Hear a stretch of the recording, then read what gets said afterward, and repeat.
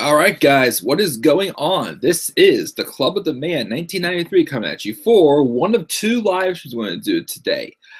This first one, as you can see in the title, is going to be, as I've been promising, my 2018 bold predictions for WWE. And then, of course, later on tonight, probably like maybe a little bit later on, so I might be going out tonight, do some business, but maybe later on tonight, I will do my live review of NXT, which I'll probably have to do tonight because I have to get up early tomorrow. But yeah, so it's here. We're gonna do my bold predictions. Now, at first, I was gonna have this be just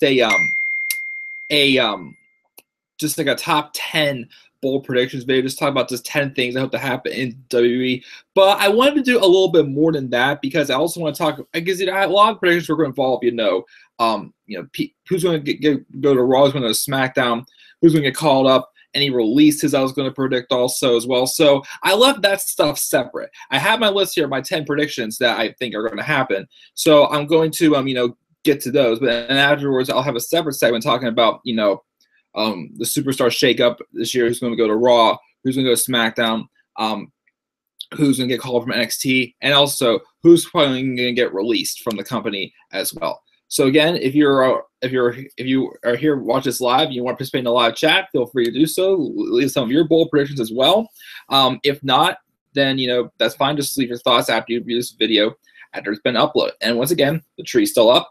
Again, it's going to be I'm going to have it in my live streams up until after next week, because next week after the New Year, again, we usually wait till the Epiphany to the Feast of the Epiphany. Those who believe in the faith, we usually keep our stuff up until the Epiphany. So next week tree will be up. After that, the tree will be gone until next Christmas. So yep, just come on in and let's have some fun for the next hour or so. So let's start off again with the top 10 by bold predictions, just stuff like not so much if who's going to different brands and whatever. So my top 10 bold predictions. My number 10 is the Rusev Day is going to have a full face turn, and I think they're going to become one of the top babyface teams on SmackDown Live. Because right now we have the Usos, which I'll be talking about them going through a change. The New Day, they could remain babyface. I could see them maybe turning heels sometime this year as well, just freshen them up. But we have guys like Chad Gable and Shelton Benjamin, which despite the random heel turn, they're still on their way up as well, just building themselves up very great, becoming great number one contenders, as they will get a tag title shot next week. Breezango, but they're stuck in the dreadful fashion file case. I would like to see them get going with them because they prove that they can be entertaining, just need to be more consistent with them. The Ascension, the Colognes, we'll talk about them a little later as well, and anybody else that may change the Superstar Shakeup. But I think that Rusev Day is going to become like a strong babyface tag team. He's even started teasing somewhat of babyface momentum on SmackDown last night, as I said in my review. So we'll see where it goes. But that's my number 10 prediction. I think Rusev Day is going to really develop. I think Rusev is finally going to have that big breakthrough year he's been wanting to have. Well, I mean, he had a couple of years, still U.S. title runs that didn't end too good. But I think, though, we can definitely see, Rusev Day definitely, make big strides. They're already very open, getting great reactions. And they're on the roster tag teams that all have great microphone skills as well. So I think working with them, they're going to be able to, get great stuff as well on the mic. So my number 10 is Rusev Day, becoming probably the next top babyface tag team on SmackDown Live. Now, number 9 is, I talked about this a little bit also in my SmackDown Live review last night. I talked about somebody who I have not seen on SmackDown since Clash of Champions pre-show. And even though, I know he won the Andre the Giant Memorial Battle Royal earlier this year, he had a brief singles run since his tag team partner was out to injury, came back, they went nowhere, and they split them up. Even though I know a lot of people probably aren't too high on him, and I do agree, they're not, because they're not given anything to do. Mojo Rawley, when Mojo Rawley turned heel, he started, posting a lot of stuff on Twitter, between tweets and videos. And the energy was coming out there. It was like, a good, legitimate, strong heel character I saw. And the match he had with Zack Ryder on the pre-show, I actually went back and checked it out for Clash of Champions. It wasn't too bad, honestly. I mean, seeing that pre-show actually made me, want to go back and bump up my grade a little bit higher than I gave for Clash of Champions. Maybe still C+, maybe close to a B-, but still, I really thought the match was good. It showed I saw a lot of potential in Mojo as a heel, as a single competitor. He looked aggressive. You know, this whole thing with his old killer instinct persona he's seeming to have the show out as well, since he has a background in almost being in the NFL pretty much. I heard he got a pretty good reception from the stuff that he did in the build to his match against Ryder. So it's disappointing to me that they're not using him that much on SmackDown Live right now. So I would like to, but I hope they would start using him, and I like to see him get a strong heel singles push. And I think the best way to start, since they're not announcing who's all in the United States Championship tournament yet. I think someone said there's only 4 more people in there. And since they got they're probably gonna get Jinder Mahal and Bobby Roode out of the way in the second round, or since they decided to have Bobby Roode and Baron Corbin, the guys who I think should have been in the finals for that tournament, go at it first. I like to see the finals, and of course Bobby Roode win the title, of course, but the finals being Bobby Roode and Mojo Rawley. I think that could be a good way to at least have something good come out of this tournament. And it's going to help Bobby Roode as a babyface, and it's going to help Mojo Rawley as a heel. But I think that if you go with that, I think we will have a solid. I think Mojo Rawley could be on his way to having a solid mid-card singles push. And I do have my predictions of who I think is going to win the Money in the Bank briefcases this year in this list also. What I want to see win Money in the Bank, not this year. Probably not. I don't think he's going to be ready for the main event scene by the end of the year. I don't think so. But still, I would like to see a solid mid-card push and development from Mojo Rawley this year. Now, my number 8 kind of has the same thing to do as getting a solid mid-card push. Another guy who I consider maybe at least being in a Money in the Bank ladder match this year, but probably not winning it. But someone I'm also hoping to have a big year, Elias. When Elias was brought up from NXT this year, I thought he was brought up way too early. I didn't think he was developed much as a character. He was out for some time with injury at the end of 2016 into 2017. I'm like, this isn't really going to work out well at all. Now, there's some inconsistencies. A big problem I have with him is the fact that sometimes he wants to use guitar as a weapon, but down at NXT, he really broke down whenever Cash's owner destroyed it after the loser leaves NXT match. But I gotta admit, so far, he's done all right. He's getting the crowd reactions that he wants. He's enjoying himself out there, playing the music, the whole thing with Who Wants to Walk with Elias. Despite getting squashed by John Cena on Raw this week, I thought Roman Reigns did a good job putting him over with the Intercontinental title open challenge, and I think he really made Elias look pretty good.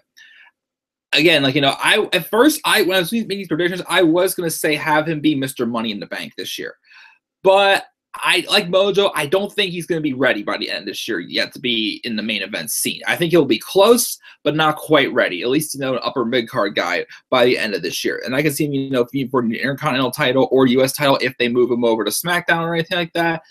Wink, wink for a possible, prediction later on. But overall, I think he's someone who's due to have. I like to see him really break out in 2018 as well. So that's my number 8 is Elias getting a strong mid-card push. Now, number 7 and number 6, I've kept these a little bit lower because they're pretty obvious they need to happen. Number 7 is Dean Ambrose. Now, why Dean Ambrose? Because, each year there seems to be somebody who transitions from a heel role into a baby face and really thrives with it. This year, let me see here. Maybe it's the Usos as the heels who came in as heels. They had some momentum going, but they didn't really do too much once they turned heel back in the end of 2016. But they really thrived as heels this year, and now they're baby faces again. Which even though I wasn't completely for them turning baby face, they randomly did. I'm cool with it. And then heels, who was someone I think I really stood out to me as a heel this year? I'm trying to think. I mean, maybe Cesaro and Sheamus as a tag team also really thrived as heels. But yeah, either way, to see like how Seth Rollins was built up as an individual heel in 2014. I'm going down that route here. Who do I think is going to be the ones who are going to transition to a different role and really thrive with it?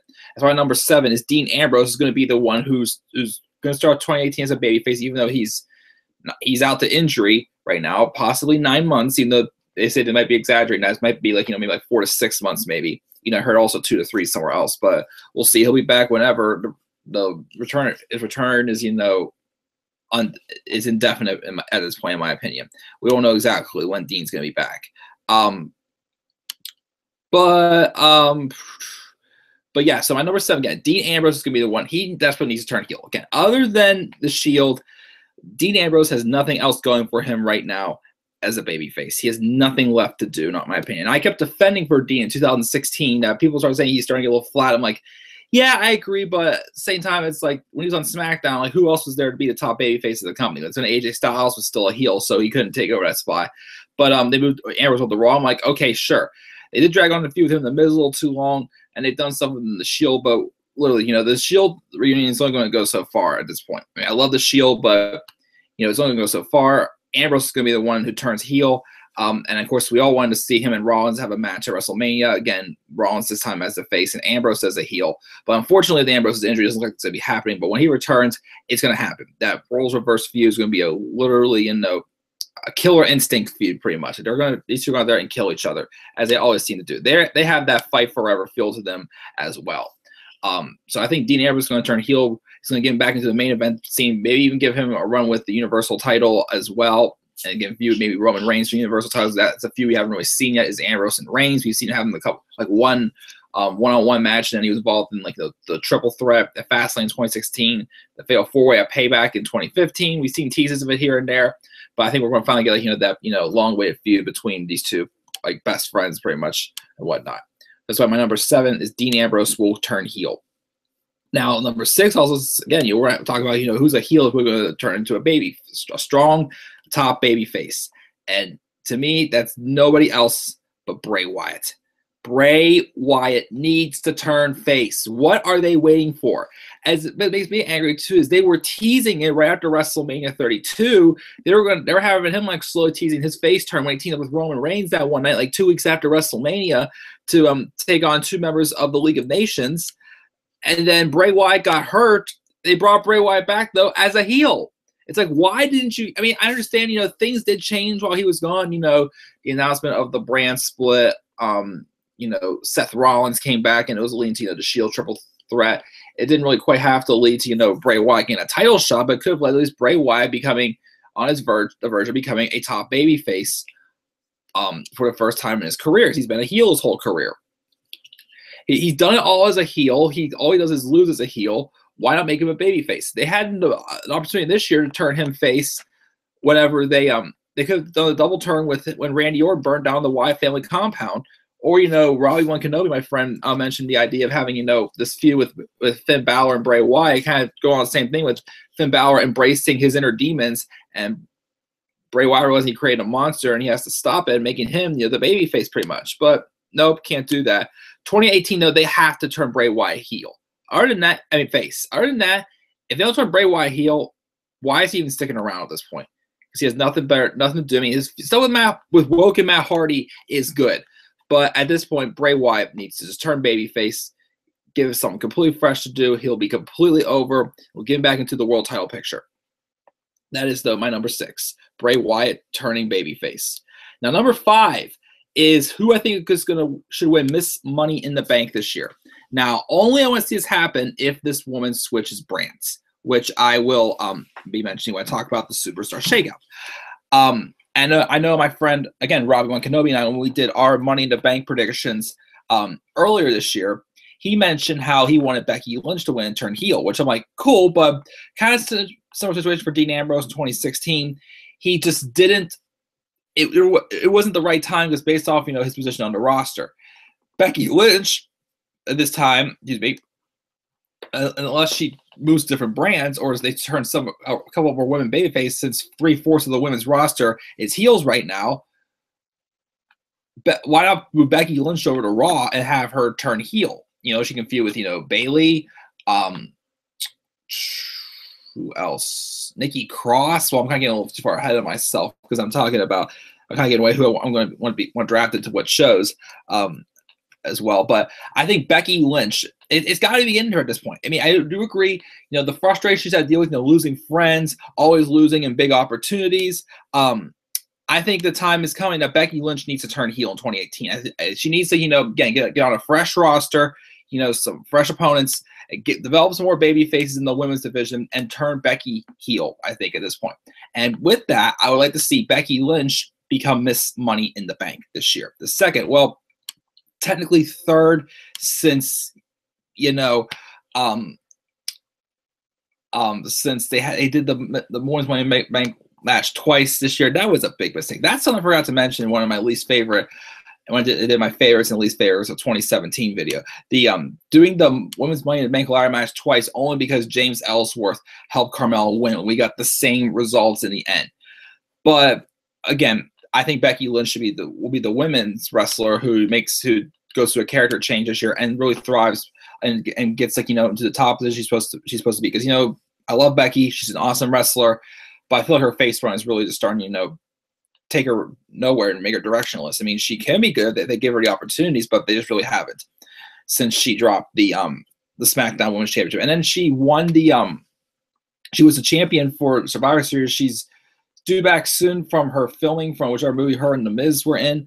But yeah, I think probably by the middle of this year, at least by summer, Becky Lynch will turn heel and win Miss Money in the Bank. That is my number 5. Now my number 4, Braun Strowman or Samoa Joe will become world champion.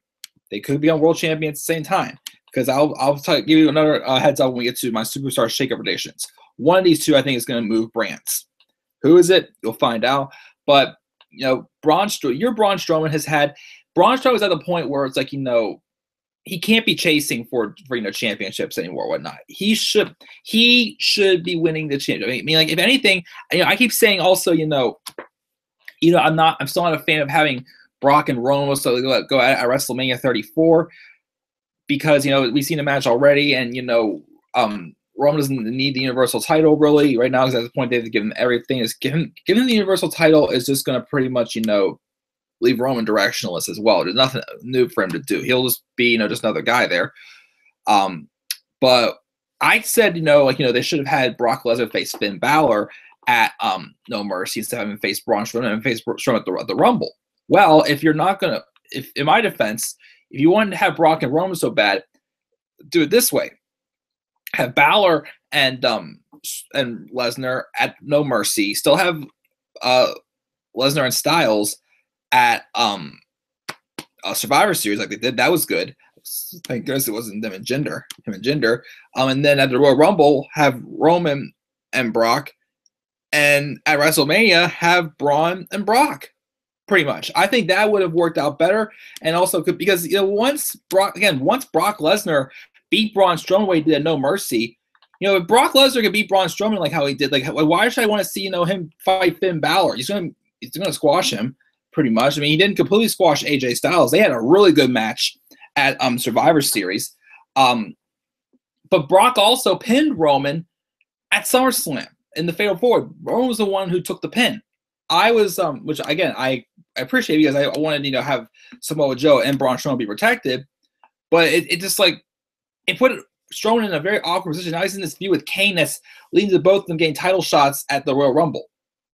So that could have been a great way, you know, put the title on Braun Strowman. Even if they had him win the Royal Rumble, because, you know, again, at this point, Braun Strowman has become a guy that, you know, is a guy that, you know, he's a guy to beat. He's a guy we usually want people eventually trying to see if they can beat. And, you know, you can't, you know, set the stakes higher than giving him the Universal Championship or the WWE Championship. Same with Samoa Joe.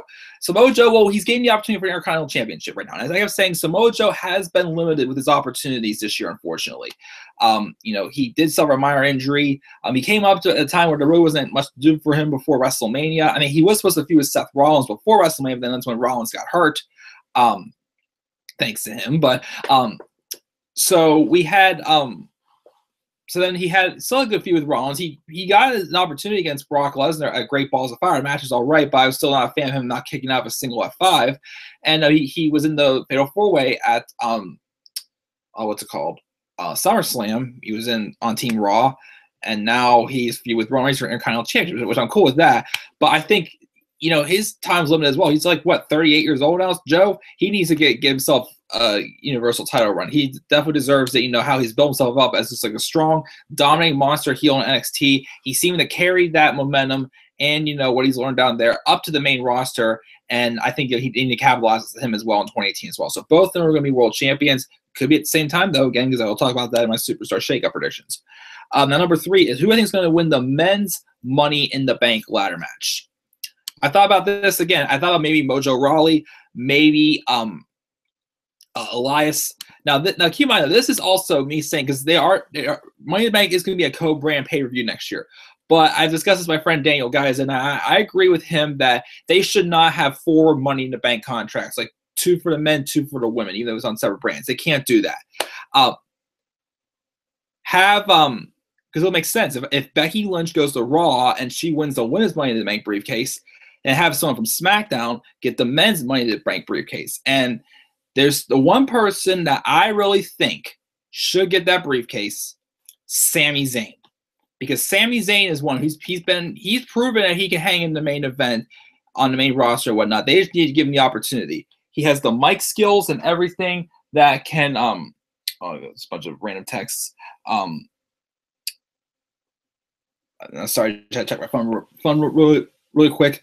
But anyways, yeah, getting back to Sami Zayn, but Sami Zayn just needs to be given the opportunities to do it, and he'll be fine. That's what I'm saying. Since they turned him heel, even though they turned him heel, but we agree with them why they turned him heel, because he's not getting the opportunities as well. And how can we feel bad for him as well?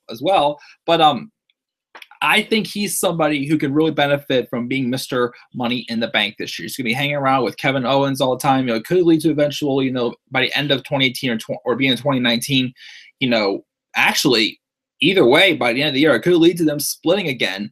And, what if it leads to Kevin Owens and Sami Zayn having a match for the WWE Championship at WrestleMania 35? Ooh. That the match that we've seen have a feud on the main roster already, but that's a feud that has to have a big singles match at a WrestleMania someday. And my dream stipulation for a Kevin Owens and Sami Zayn match is an I Quit match. It's what I want to see happen. It needs to happen at some point. So Sami Zayn becoming Mr. Money in the Bank could help elevate him more as a character as well, and it could eventually lead to him gaining the WWE Championship, and Kevin Owens turns on him again. Or, maybe it could be the opposite way. Maybe, Sami Zayn turns on Kevin Owens, and, it's, roles reversed with Kevin Owens as the babyface. Kevin Owens would thrive more as a heel. It's hard to picture him as a babyface, even though some people said if he was a babyface, he'd have like a Stone Cold Steve Austin caliber babyface. A bad guy, but he just does things that makes people, cheer for him pretty much. Then cool with that as well. But either way, it could lead to a title match between them at WrestleMania 35. Ooh, I just really just thought that got that great booking. So yes, that'll be my prediction.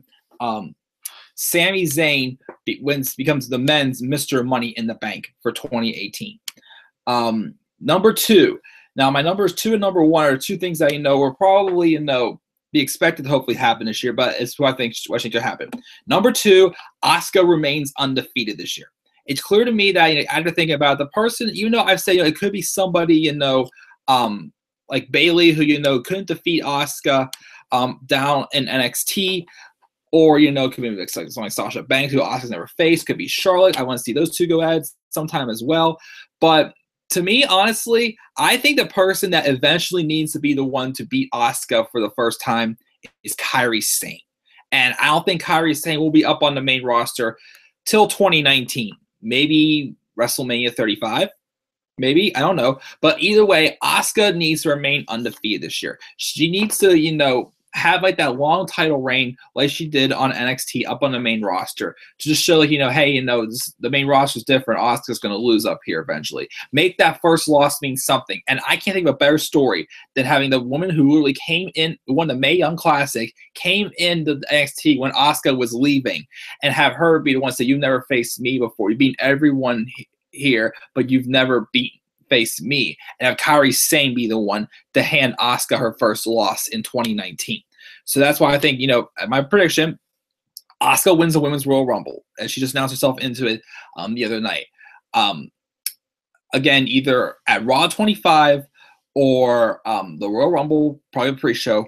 I'd rather see it happen there. I have a bad feeling it'll happen at the Elimination Chamber pay-per-view, because I know I've seen them having a Women's Elimination Chamber match. I don't want to see Paige win the championship there. Like, she can retain the championship there, but I want to see her win the title earlier, because I don't want her title reign to be so short, especially with how good she's been doing with Absolution since her return. And Alexa Bliss, she's done great as champion, but it's time to hand it off to Paige. So that's why I want that to happen. And then Asuka and Paige at WrestleMania. Asuka wins the title, holds it for about a year. If they want to go as far as even SummerSlam next year, have about as long as her NXT Women's title reign was, then cool. But I'd say by WrestleMania 35, Asuka and Kairi Sane for the Raw Women's Championship. That's my prediction down the road as well. What are you guys' thoughts? Oh, there's no one in the live chat. That's all right. But we're down in the comment section as well. What are you guys' thoughts on that? But then that's my number 2 is Asuka remains undefeated. And my number one bold prediction is not only do I want to see Shinsuke Nakamura become, Shinsuke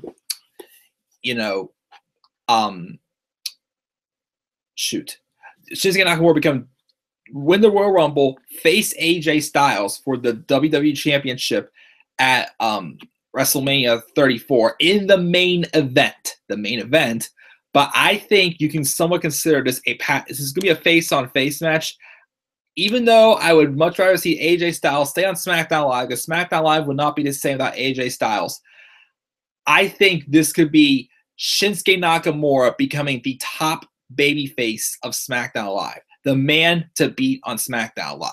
Now, even though there's someone talked about earlier that I'm predicting to go back to SmackDown Live, I feel like Shinsuke Nakamura is going to become the new big baby face on SmackDown Live, and AJ Styles could be going over to Raw in my predictions. I'm not sure how you guys would feel about that, but I think it's going to help, really, get Shinsuke Nakamura back on track, with the momentum he had going into this year, that he lost not all of it, but some of it, because he hasn't really been booked the best since coming up to the main roster, because, that's when Ryan Ward was let go as SmackDown head writer, and was given the road dog. And he should have won. Shinsuke should have won that title of Jinder at SummerSlam. But I think he's still win the title, and I think he'll become the biggest, the AJ Styles, the new AJ Styles of SmackDown Live, I feel.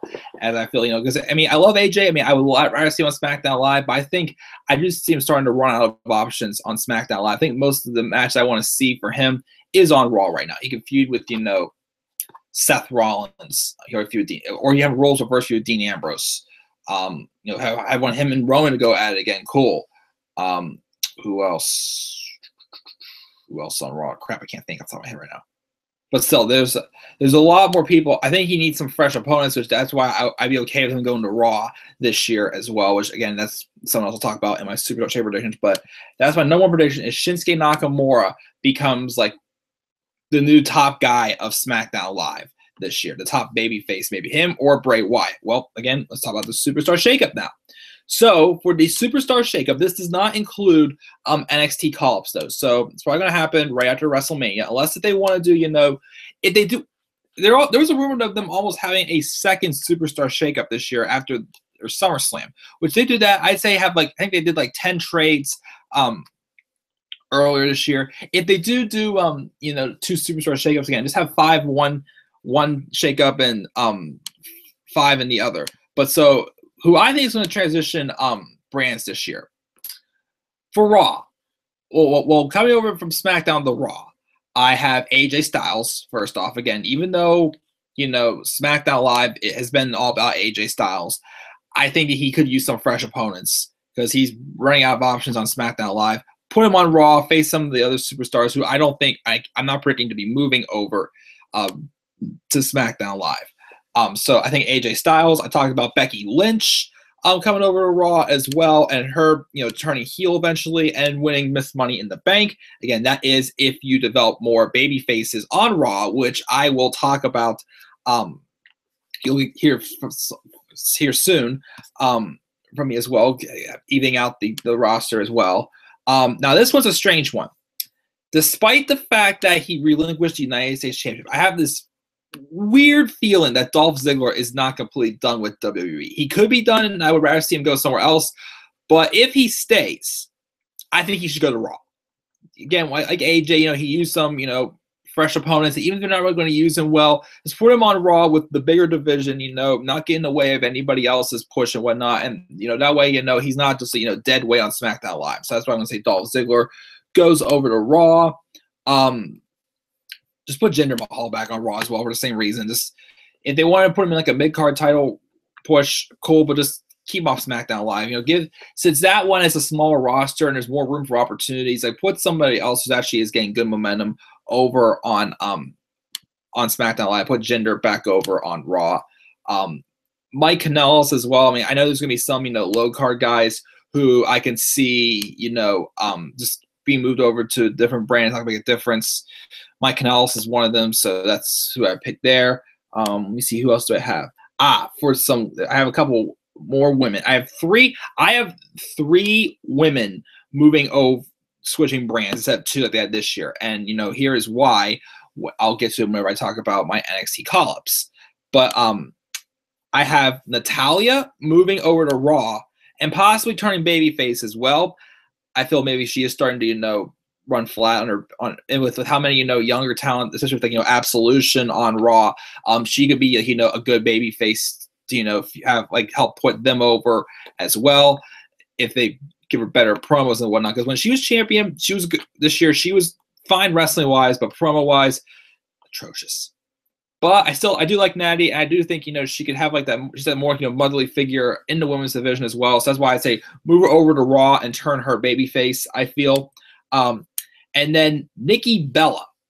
Why Nikki Bella on Raw? She's a babyface, but I'll explain what I can see a good feud for her happening this year. I get to the NXT call-ups, and somebody else will be tagging with her. Randy Orton, just again similar to AJ Styles, just doesn't really have much left to offer on SmackDown Live. He could feud with AJ Styles later this year, but I think Orton needs some fresh opponents as well. So why not move him over to Raw?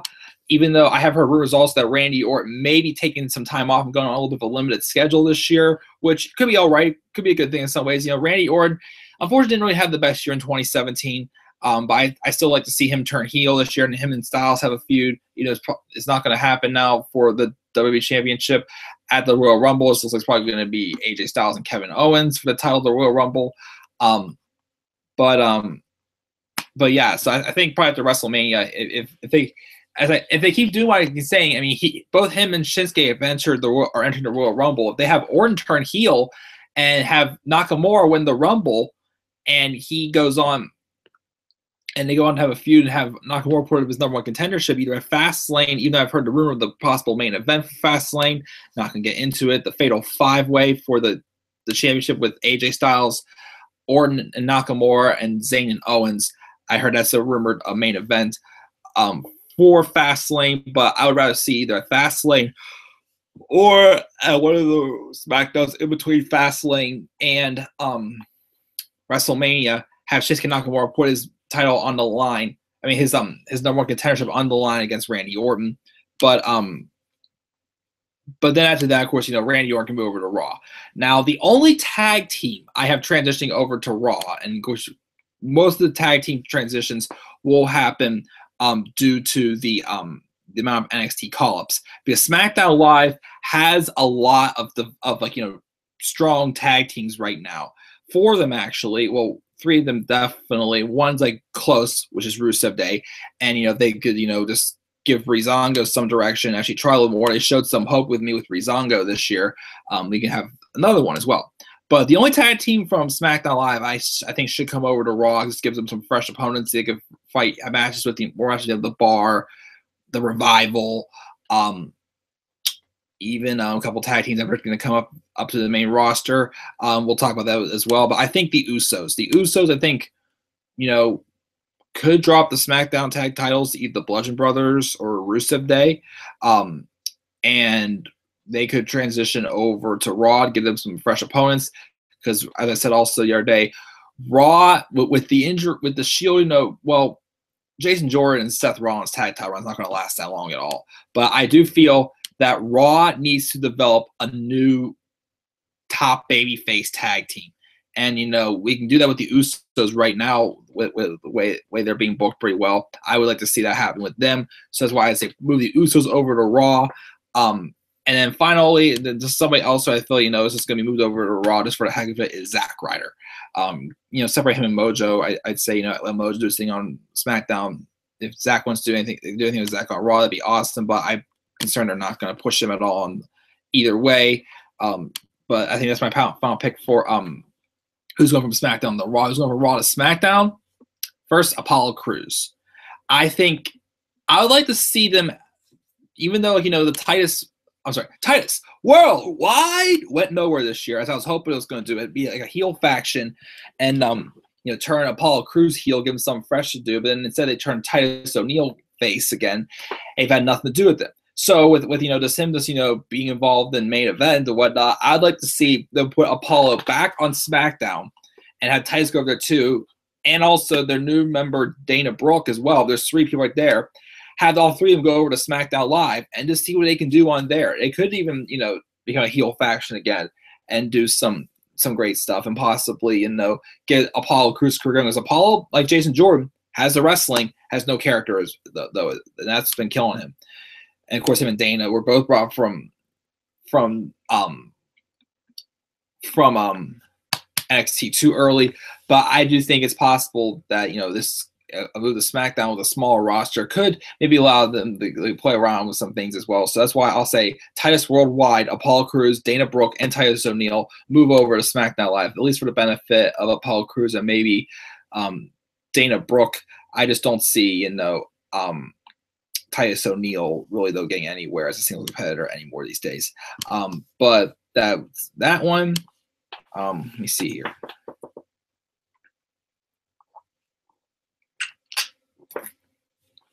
Now, I'm not sure though if I want him to convert back into a heel role or not with this move. But I think with AJ Styles moving over to Raw, as I'm predicting, somebody big needs to move over to SmackDown. And I think the guy for that, who could have used some fresh feud, since he's probably not going to be in the title picture at WrestleMania, well, for the main event at least, Braun Strowman.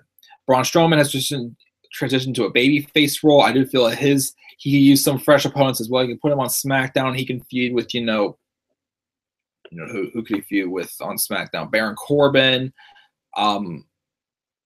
Jinder's still going to be there. Hoping out of my predictions. Shoot, you can turn him heel.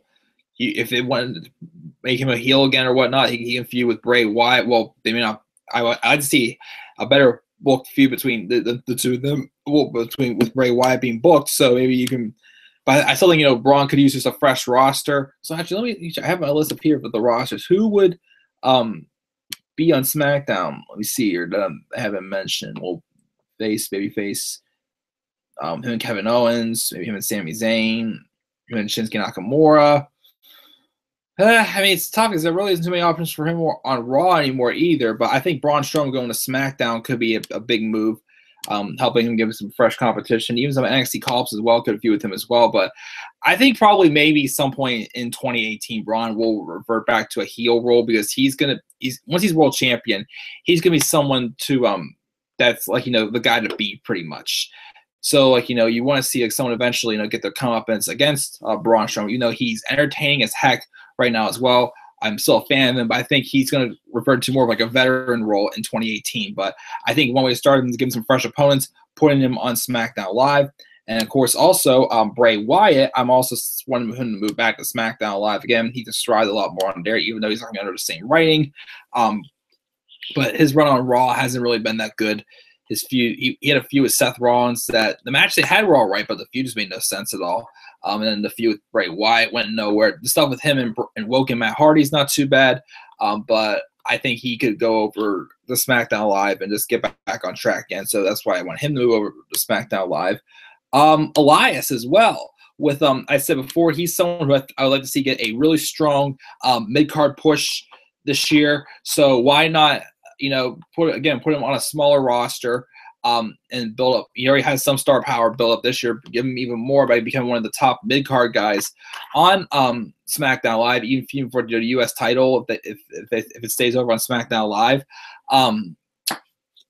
or whatnot. And just give him the momentum going there. So I see Elias go over there. Finn Balor's the next one. I think he just needs a fresh look of scenery as well. Put him over on SmackDown Live, smaller roster. He could also become a top force. Even if you want to turn him heel and have him and Nakamura feud.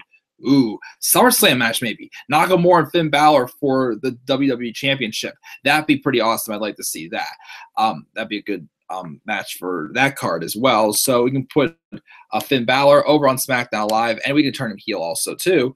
And also because there's somebody else coming over, I'll talk about shortly as well. I'll talk Dana Brooke.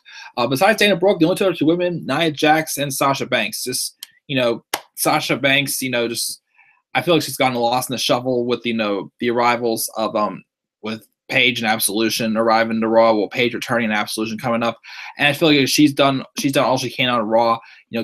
Have her and Bayley separate them, put her on SmackDown Live. Maybe you can turn her heel on SmackDown, or at least though as a babyface, get her back into the title picture as well.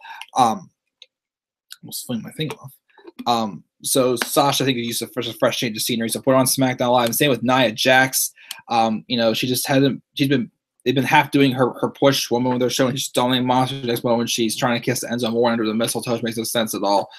Put her on SmackDown Live. Give her some fresh opponents as well. Even if you want to turn her babyface and have her feud with Tamina, that's a terrible idea. Why did I even just say that? But have her go to SmackDown. Just give her some fresh opponents as well. Now the last one, of course, the only tag team I see going over to SmackDown would be the Club. I mean, you could, if you turn Finn Balor heel and you build them up better, give the Club some fresh scenery, you could form the Balor Club on SmackDown Live. I'd say that could, be a good faction. It could also set up. Well, it's right. AJ Styles can move on to Raw. Dang it. But it could still, help revive Finn Balor's career as well, and then it'll give another fresh top heel tag team on SmackDown Live. Because we put it this way, as of now, none of the maybe one I could see maybe down the line, but as of now, I don't see any of the NXT call-up tag teams that I'm rating for this year going to SmackDown Live. Maybe except for a possible one, but I'm not sure. I have a couple maybes for call-ups, but the Club go to SmackDown Live, and maybe for the Balor Club on SmackDown Live. For NXT call-ups, I also have which roster I think they're going to go to. For Raw, obviously the Authors of Pain. Again, as I said before, right now, not including my releases that I have predicted for this year, we have shoot, I lost train of thought. We have, like Raw right now, just who they have. Jason Jordan, Seth Rollins is not going to last at all. But the Bar, the Revival, the Club, Beauty and the Man Beast. So why not get just put more depth on there? Because right now SmackDown has, right now at least, Usos, New Day, Gable and Benjamin, Rusev Day, Breezango, the Colognes, where have they been? The Ascension. I feel like I'm forgetting about one more. Not sure. Anyways, but they have a lot more depth and they're a lot more established on SmackDown Live. So Raw could use some more fresh tag teams, and one of them, of course, is AOP going to Raw. Now, they're one that if they want to move one over to the SmackDown, even though it would be kind of early, I could see because of who I'm predicting is going to be released, I can see maybe Hours of Pain kind of maybe needing a little bit more on SmackDown, maybe like later in the year. But I think when them come up, they're at least going to go to Raw. I feel so. AOP going to Raw. Also going to Raw is your tag team Sanity, and even Nikki Cross as well. I forgot to put her down in my women's division. She got their newly formed babyface tag team transitioning over to babyfaces since their feud with AOP and Undisputed Era.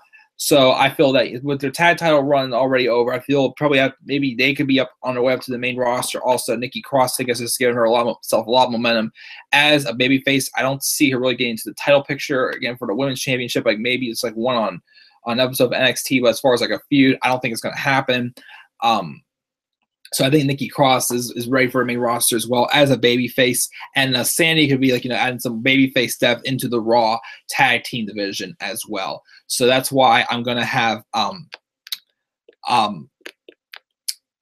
Sanity going to Raw also.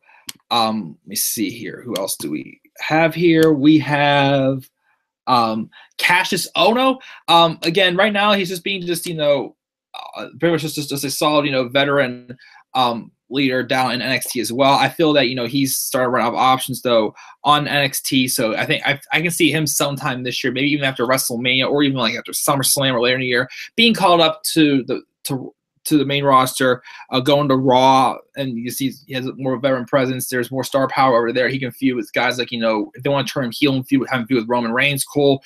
The guy who was supposed to he was supposed to be a part of the Shield, but then Roman Reigns replaced him. That would be a pretty interesting feud. If he was Seth Rollins, AJ Styles, I wouldn't mind seeing that as well. Just a few other options, but yeah. So I'll see Cassius Ohno going to Raw. Now, the last two I see going to Raw is the Iconic Duo. Now, why did I choose them going over to Raw? Well, because the thing is there's somebody from NXT for the women's division that I definitely think should go to SmackDown. Actually, there's two people, not just in NXT, but somebody else who I'm predicting going to, debut this year, and maybe a second one, at least, going to SmackDown. But I think with that case, the Iconic Duo is ready. And I think after WrestleMania, they can come up and go to Raw. Now, that also plays the fact that who I think they could feud with first. Well, remember earlier I mentioned Nikki Bella going over to Raw. There have been rumors that Brie Bella is also trying to make a comeback also. What if Brie returns and they team up and they have a feud with the Iconic Duo? Could be two veterans and both the Bellas taking on, the new upcomers of the Iconic Duo, give them some momentum going as well, since they're viewed as a team. I do see eventually, maybe within the next year or so, splitting up the Iconic Duo, but I think at least to give them a good start, that could be a good feud for Billie Kay and Peyton Royce to have them feud with the Bellas on Raw. Again, it could go to SmackDown as well, but just, due to Asuka being on Raw, there's someone down at NXT that I can see coming up sometime, like probably maybe after SummerSlam. Maybe if it's sooner, I'd be a little surprised, but SummerSlam maybe. I'd like to see it happen. But I should talk about her first, since we're moving over who I think is going to be called and going to SmackDown, Ember Moon. Ember Moon is going to have, I would like to see her have a good lengthy title reign. Actually, I think the earliest I'd like to see Ember Moon up is Money in the Bank, because they're making Money in the Bank like part of like the Big Five now, they're calling it now. So they're going to have an NXT TakeOver, actually probably an NXT TakeOver Chicago 2 at Money. On the weekend of Money in the Bank, because Chicago is actually the location of Money in the Bank this year, I believe. I'll double check that. So you can have Ember Moon come up to SmackDown again, because just keep one big women's wrestler from NXT on Raw, which is Asuka, and put Ember Moon on SmackDown. At this point now, they're probably going to keep her babyface, which I'm cool with that. But because of that, that's why I want to see Billie Kay and Peyton Royce go to Raw. But also somebody else, which I'll talk about that. I'll mention that also. Actually, I'll mention it now. So there's been rumors, of course, about Ronda Rousey making her way to WWE in 2018. I've heard rumors of her possibly debuting as a surprise entrant in the Women's Royal Rumble match. However, though, I have heard rumors also that the whole idea of the four horsewomen of MMA and the four horsewomen of WWE idea being scratched from WrestleMania 34. If that's the case, I think the match should be Charlotte versus Ronda Rousey, because I see Asuka winning the Women's Royal Rumble. So why not have Ronda and Charlotte have a singles match at WrestleMania? And I can see also if they want to, at least since Shayna Baszler is due to debut in NXT soon, maybe as early as tonight or maybe next week as well for the new year. Maybe at least Shayna Baszler will be up on the main roster also, like sometime later in the year, like maybe like later, as like to help elevate Ronda Rousey. It's not right away, but I can see maybe a little further down the line have Shayna Baszler and her and Ronda could be like the heel faction on SmackDown Live, and the Iconic Duo will be like the big heel faction for the women's division. Well, besides Absolution, but the Iconic Duo on Raw. So you can go that route as well there. But that's why I want to see Ember Moon go to SmackDown Live.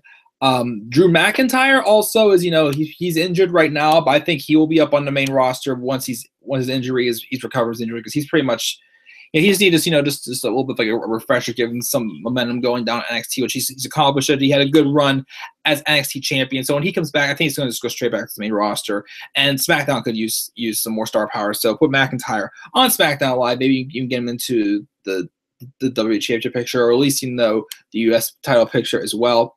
Andrade Cien Almas, the current NXT champion. Again, I'd like to see him, either him and, which tonight's my fatal four-way, I'm still predicting Johnny Gargano to win.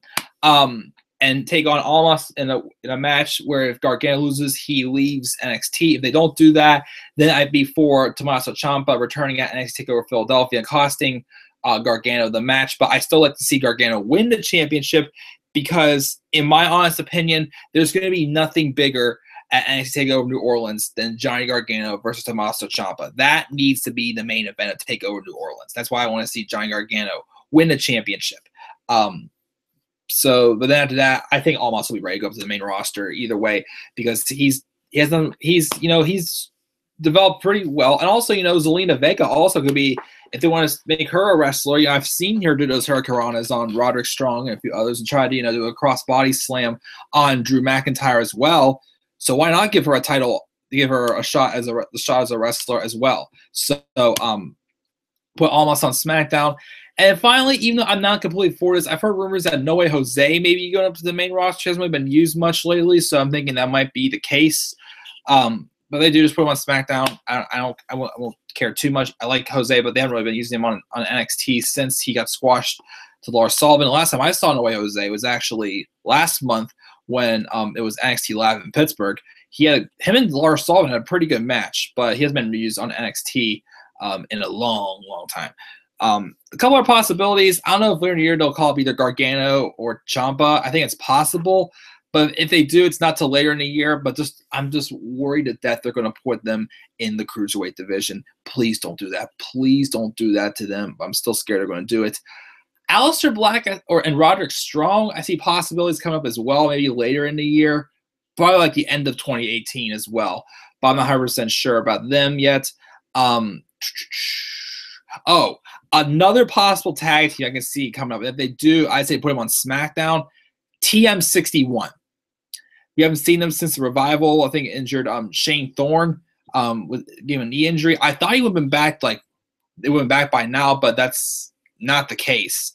Hasn't been. So maybe they'll just bring up straight up to the main roster and put them on SmackDown Live. I'd like to see them do. So that's possible as well. Other than that, that's pretty much it. Again, there's also Shayna Baszler. Because I've also heard rumors that the other two is Jessamine Duke and whoever the fourth member of the Four Horsewomen of the MMA are not really in training right now. So that's the reason why there's rumors about the match being scratched. But if they want to just put two of them on SmackDown, two of them on Raw, that's fine. We'll have right now we do have two on Raw and two on SmackDown of the two horsewomen of the WWE. So why not just do the same thing there? We'll just see what happens. But yeah, that's it for NXT call-ups. Now, who thinks going to be released? Let me see here. The Ascension, I'm surprised they weren't released this year. They've had absolutely nothing to do with them. I'm scared they're going to just make them be the ones who've been haunting Breezango all year long, which would be stupid. But they're directionalists. They're not going to get anywhere, says why the Ascension. Sin Cara, why is he still around? I thought they were going to put him in the Cruiserweight division, but if they're not going to put him in the Cruiserweight division, just get rid of him. I've heard rumors about Brock Lesnar's contract, expiring this year. I think he's going to be done after this year. Doesn't have much left to do for him as well. I think he's just gone flat. And again, ever since he beat Braun Strowman, I've kind of not really been that excited for Brock Lesnar. I think Brock Lesnar will leave the WWE this year. Kurt Hawkins, why is he still back? All he does is lose. David Otunga as commentator, gone. Not doing too good of a job. This one I'm 50-50 about. Maybe Goldust. I'm not sure, but they haven't really done anything with him either, again, since he feuded with R-Truth, those Director's Cut promos, as I mentioned, in my favorites and least favorites. But other than that, he's pretty much directionless, gone nowhere. So, he's in his late 40s now? I'd say maybe he may be on his way out.